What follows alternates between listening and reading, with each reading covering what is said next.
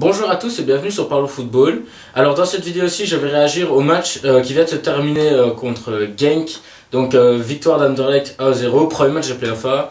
Donc maintenant, je vais dire plus ou moins mes pensées sur le match et les tactiques, etc.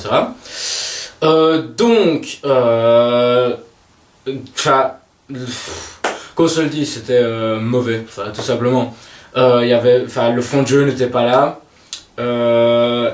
Quasiment comme à chaque match, on va chercher la victoire. Ce coup-ci, c'était de la chance parce que à l'autobut de Marco Bizot. C'est comme ça quasiment à tous les matchs parce que ça manque de fond de jeu et ça c'est pas nouveau et ça se travaille à l'entraînement et la motivation, je sais pas, c'est compliqué à dire en fait. Ce match-ci, comme de nombreux matchs cette année-ci, c'était mauvais. Il y avait, comme je sais que je me répète, mais il n'y avait pas de fond de jeu.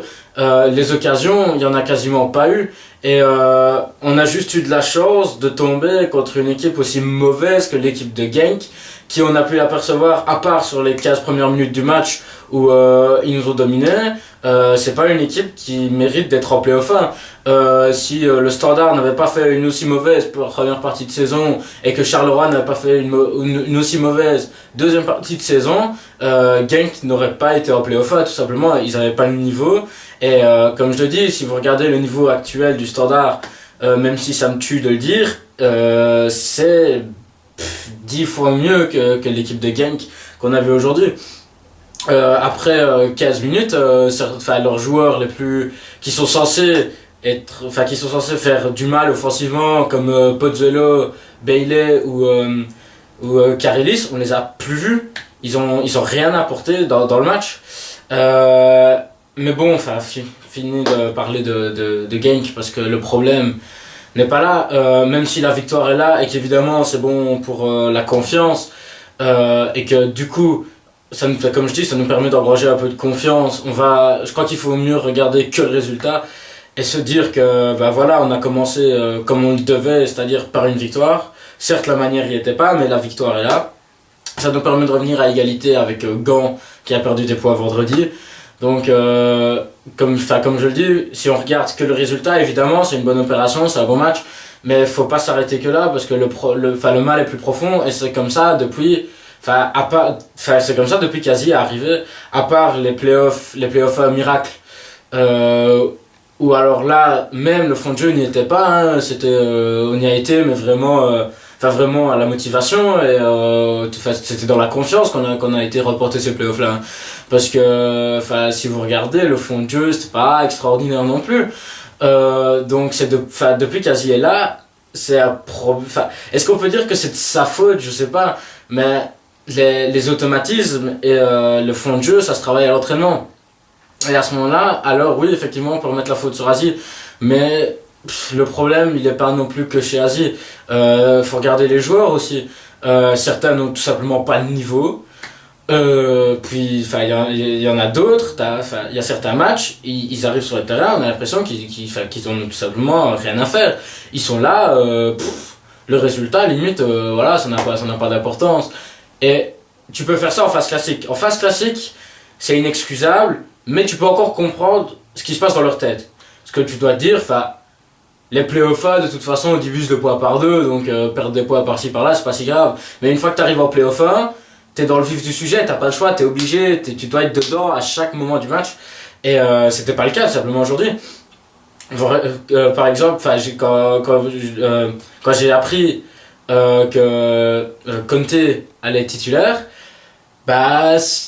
j'étais étonné parce que il avait plus, c'était sa première titularisation et puis même sa première minute de jeu depuis extrêmement longtemps. Et donc ça m'a surpris de le voir titulaire et ça s'est vu, il n'était pas dans son match, hein. Tous ses tirs étaient ratés, c'est au contraire, on sentait qu'il était en manque de rythme, quoi, et j'ai pas compris pourquoi on l'a mis titulaire. Et puis ok, tu le mets titulaire, Parce que Achiampong était blessé, Suarez n'était pas disponible non plus, et puis alors il y avait Luke Bakio qui pouvait faire jouer, mais on a bien vu quand il est monté sur le terrain que physiquement il devait sûrement avoir quelque chose parce que il est monté environ à la 60-65e minute de jeu, et à la 85e il était déjà cuit. Donc c'est qu'il devait sûrement avoir un problème physique, qu'il était simplement pas prêt, mais si au vu de la première mi-temps, et puis même les 10-15 premières minutes de la deuxième mi-temps, on a bien vu, il était toujours pas dedans. Et à ce moment-là, dans la tête d'un entraîneur, tu dois te dire, on va le faire sortir quand même. Il y a un moment, faut quand même que tu te dises, il est pas dans son match, ça va pas. T'as des options sur le banc, même, donc il a fait rentrer Luke Bakio à la place de Juricic. Juricic n'a pas fait son meilleur match non plus, mais il a plus apporté que Conte. Donc, même si Juricic était peut-être toujours pas prêt physiquement, même si là ça commence à devenir inquiétant parce qu'il n'est pas prêt physiquement depuis janvier quand même. Donc de ce côté-là c'est inquiétant, même s'il apporte quand même les premières mi-temps quand il joue, il apporte quand même beaucoup. Ça se voit pas au niveau des stats, parce qu'il n'a pas beaucoup d'assists, pas beaucoup de buts. Même encore aucun but, mais là n'est pas l'important. Il apporte dans le jeu, il apporte dans sa motivation, et tu sens qu'il se bat et qu'il a envie qu'il se bat et qu'il a envie d'être sur le terrain et qu'il a envie de montrer ce qu'il vaut.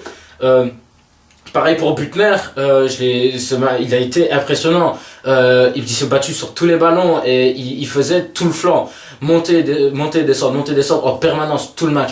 Donc j'étais impressionné de ce qu'il a apporté défensivement, mais surtout offensivement. Il a bien aidé Pratt sur le flanc. Pratt que j'ai trouvé quand même assez bon.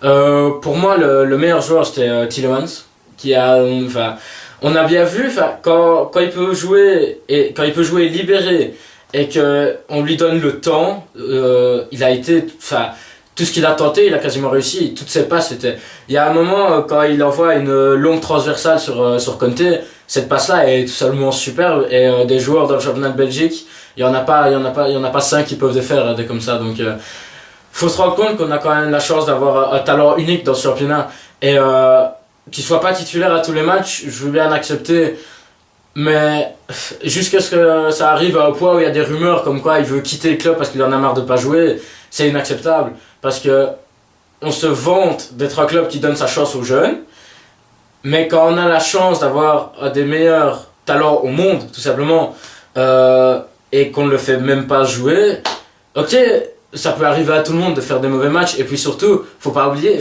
il a 18 ans, donc forcément il va faire des mauvais matchs, mais quand t'es jeune, le plus important c'est dans la tête, c'est la confiance, et si tu fais un mauvais match et puis directement après tu le remplaces, évidemment dans sa tête qu'est-ce qu'il se dit, c'est jamais bon.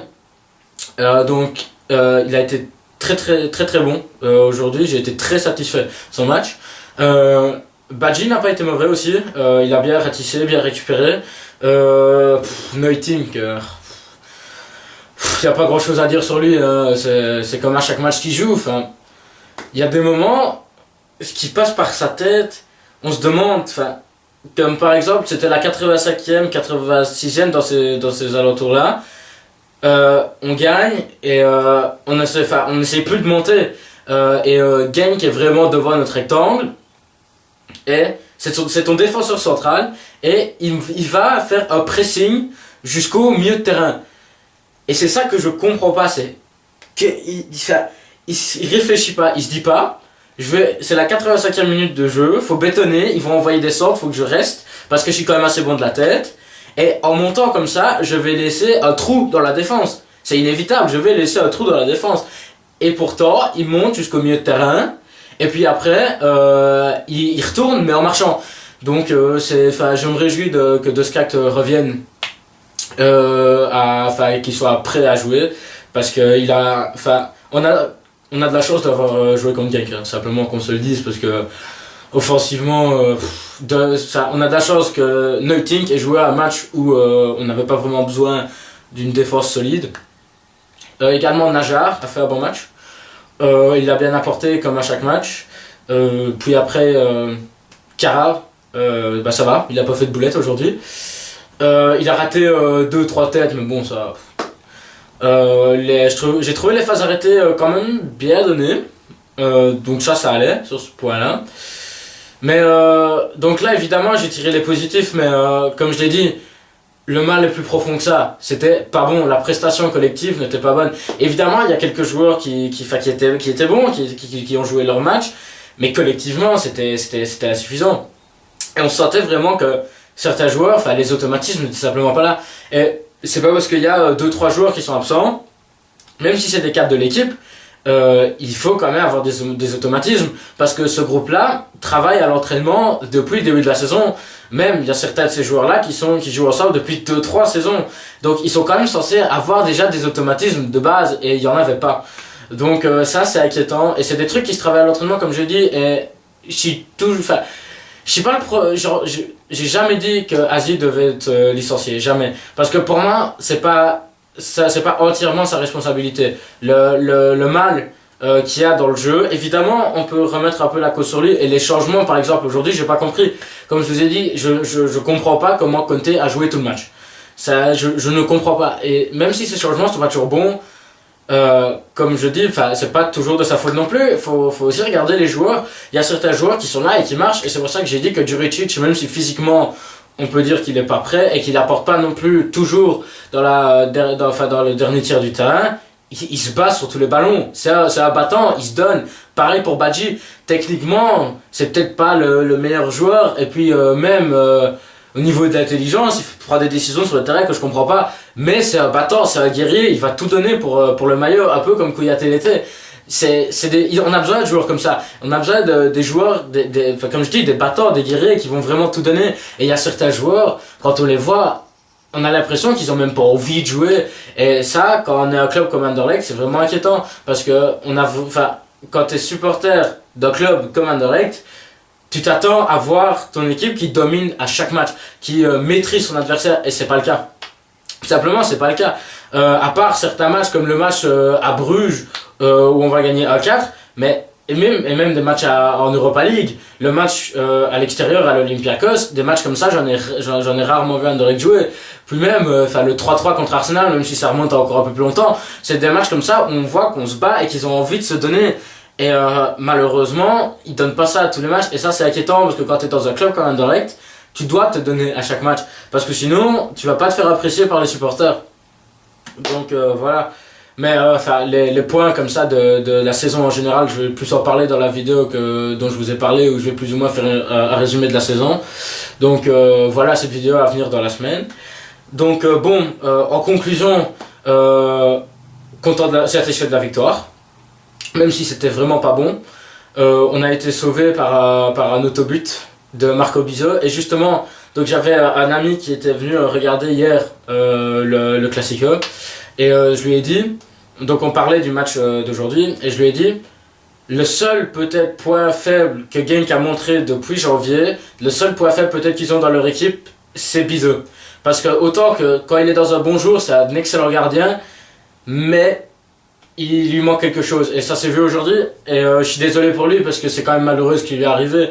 Évidemment, on va pas s'en plaindre parce que ça nous a fait 3 points, mais c'est quand même malheureux pour un gardien d'encaisser un but comme ça, donc voilà. Mais bon, c'est des choses qui arrivent, donc comme j'ai dit, on va regarder que le résultat. Et maintenant, à fond sur le prochain match à Zulte, qui va pas être un match simple non plus, parce qu'ils viennent d'aller faire à Gand, et c'est jamais simple d'aller se déplacer à la Guelamco Arena. Et même si défensivement Zulte c'est pas bon, faut quand même toujours faire attention. Alors faut qu'on se prépare, bien. Ce qui va faire du bien, ça va être le retour de Defour et de Skak, j'espère. Donc voilà, en espérant que ça va apporter du mieux à l'équipe. Donc voilà, c'était mon avis sur le match. Si vous avez aimé la vidéo, n'hésitez pas à lâcher un pouce vert et à vous abonner. Et à la prochaine, salut!